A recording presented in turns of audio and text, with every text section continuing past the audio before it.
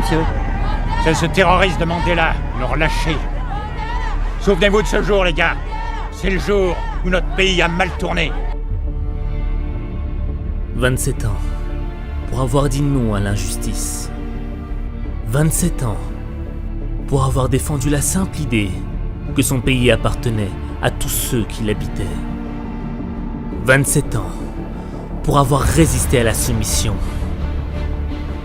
27 ans, c'était le prix à payer pour la libération de son peuple. Il a sacrifié 27 années de sa vie pour mener une lutte contre un ennemi que tout le monde pensait plus puissant que lui. Mais malgré l'oppression, malgré les répressions, malgré les déceptions, la sagesse de son esprit était bien plus puissante que le mal de son ennemi. Sur Robben Island, à la prison de Portsmouth, la totalité de mes geôliers étaient afrikaners. Pendant 27 ans, je les ai étudiés. J'ai appris leur langue. J'ai lu leurs livres, leur poésie. Il fallait que je connaisse mon ennemi avant que je puisse triompher de lui. Et nous avons triomphé, n'est-ce pas?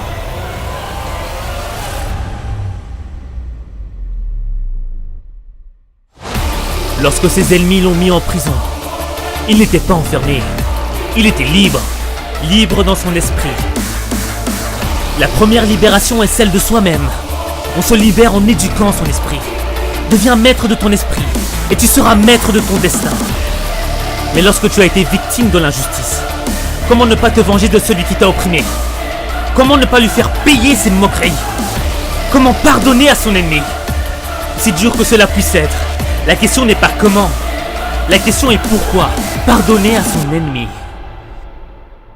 La nation arc-en-ciel commence là. La réconciliation commence là. La réconciliation. Oui, la réconciliation, Jason. Camarade président, il n'y a pas si longtemps, ces gars voulaient nous tuer. Peut-être même que les 4 dans mon bureau ont essayé et souvent réussi. Oui, je le sais. Le pardon aussi commence là. Le pardon libère l'âme. Il fait disparaître la peur. Et c'est pourquoi le pardon est une arme tellement puissante. S'il vous plaît, Jason. Essayez.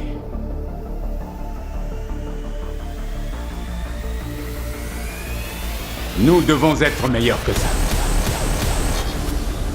Nous devons les étonner par notre compassion, notre retenue et notre générosité.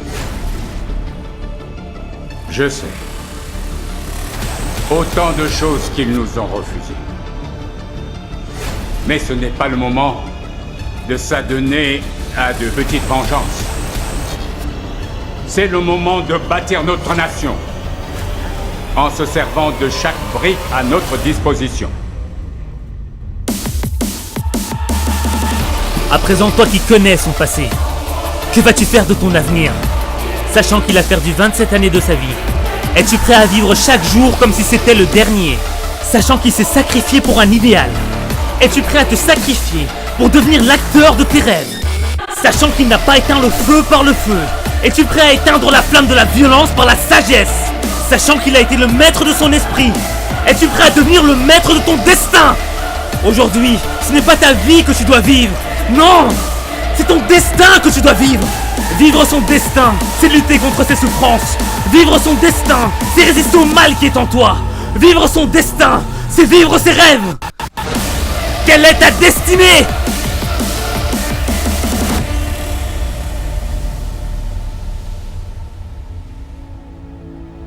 Je me demandais comment on peut passer 30 ans dans une cellule minuscule et en sortir prêt à pardonner à ceux qui vous avaient mis là.